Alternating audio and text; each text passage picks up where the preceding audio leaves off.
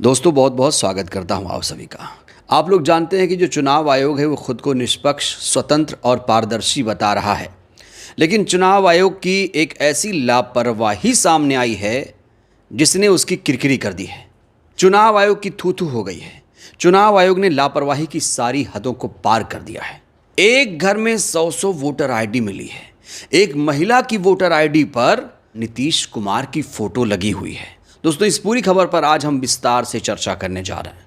आप लोग ये जानते हैं कि बिहार में वोटर लिस्ट का वेरिफिकेशन हो रहा है। इसको लेकर ये पूरा मामला सुप्रीम कोर्ट में गया और सुप्रीम कोर्ट ने चुनाव आयोग को फटकारा। कहा कि आधार कार्ड, राशन कार्ड भी उस दस्तावेज में जोड़ो। जो 11 दस्तावेज जारी किए गए हैं उसमें आधार कार्ड, राशन कार्ड भी जोड़ो। विडंबना तो देखिए, पासपोर्ट बनवाने के लिए आधार और पैन कार्ड या वोटर आईडी चाहिए, लेकिन वोटर बनने के लिए ये मान्य नहीं है। इससे बड़ी त्रासदी और क्या हो सकती है। जो आधार सबसे महत्वपूर्ण दस्तावेज है वही वोटर बनने के लिए मान्य नहीं है। दोस्तों, सबसे पहले आप इस खबर पर नज़र दौड़ाइए। इसे कहते हैं लापरवाही की हद। यहाँ देखिए, बिहार से खबर है। नाम है अभिलाषा कुमारी। इनके पति का नाम है चंदन कुमार। ये वोटर आईडी बनकर तैयार है। चुनाव आयोग बड़ा मेहनत कर रहा है, स्वतंत्र रूप से चुनाव कराने का दावा कर रहा है।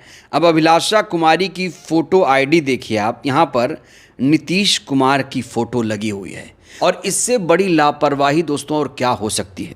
तो चुनाव आयोग के जो अधिकारी हैं, कर्मचारी हैं, वो क्या कर रहे हैं? क्या इस तरीके से बिहार में वोटर का वेरिफिकेशन होगा? और जो दावे किए जा रहे हैं कि हम निष्पक्ष तरीके से काम कर रहे हैं, क्या इसी तरीके से बिहार में काम चल रहा है कि महिला की वोटर आईडी पर आप सीएम नीतीश कुमार की फ़ोटो लगा देंगे? दोस्तों, इतना ही नहीं, मध्य प्रदेश में तो इससे भी बड़ी लापरवाही सामने आई है। मध्य प्रदेश में 1696 पते ऐसे हैं जहां एक घर में 100 वोटर रजिस्टर्ड हैं। ये आज की सबसे बड़ी खबर है दोस्तों।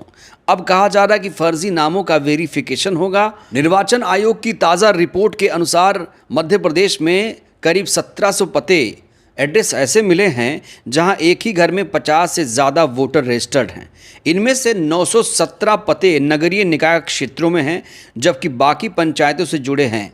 कहा जा रहा है कि मध्य प्रदेश के चंबल में सबसे ज़्यादा फर्जीवाड़ा हुआ है और निगमों में ग्वालियर में सबसे ज़्यादा फर्जीवाड़ा सामने आया है। आंकड़े तो ये भी कहते हैं कि करीब 8 लाख पते ऐसे हैं जिनमें 20 वोटर तक भी दर्ज हैं। भोपाल में 81 पते ऐसे हैं जहां 50 से ज़्यादा वोटर रजिस्टर्ड हैं। इंदौर निगम फर्जीवाड़े में दूसरे स्थान पर है और जो भोपाल है वो तीसरे स्थान पर है।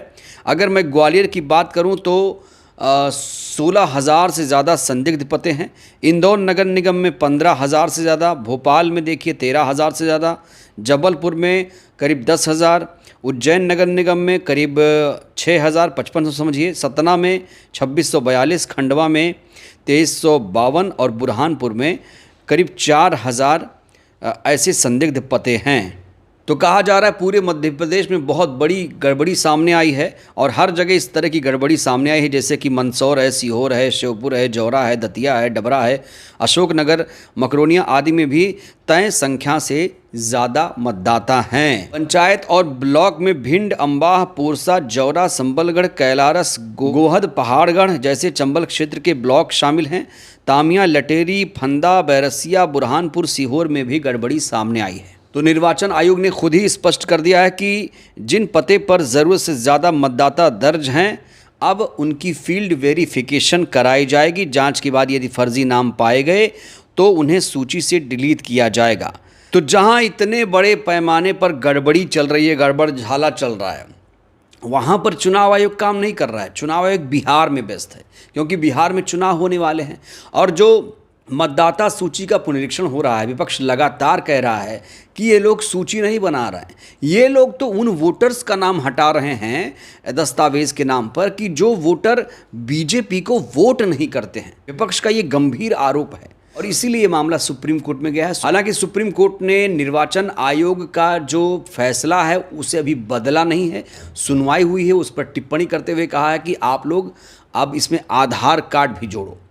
तो अब जो वेरिफिकेशन हो रहा है, जो लोग आधार कार्ड दिखा रहे हैं, क्या निर्वाचन आयोग के अधिकारी उसे एक्सेप्ट कर रहे हैं, भी बड़ा सवाल है।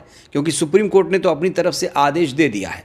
अब इस आदेश का निर्वाचन आयोग कितना पालन करेगा, और ये जो लापरवाहियां सामने आई हैं बिहार में, मध्य प्रदेश में, ये वो लापरवाहियां हैं जो सामने आ चुकी हैं। ऐसी बहुत सारी लापरवाहियां हैं जो दबी हुई हैं। तो इस पर काम करना चाहिए। जहां 100 वोटर होने चाहिए वहां 300 वोटर निकल रहे हैं, एक एक घर में 100 वोटर मिल रहे हैं।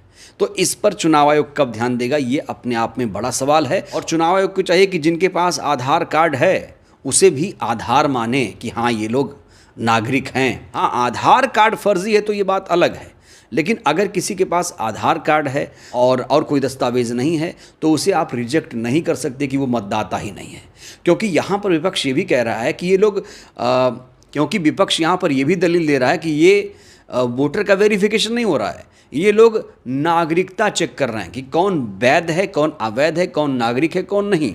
इसीलिए सुप्रीम कोर्ट ने कहा कि आपका काम है मतदाताओं को जोड़ना, हटाना। आपका काम नागरिकता चेक करना नहीं है, नागरिकता चेक करने का काम गृह मंत्रालय का है। तो मध्य प्रदेश में जिस तरह की लापरवाही सामने आई है, बिहार में जो लापरवाही सामने आई है, क्या लगता है, क्या चुनाव आयोग निष्पक्ष पारदर्शी तरीके से काम कर पा रहा है? प्रतिक्रिया आप लोग दीजिए। आपके पास कौन सा कागज़ है, राय दीजिएगा। बहुत बहुत धन्यवाद।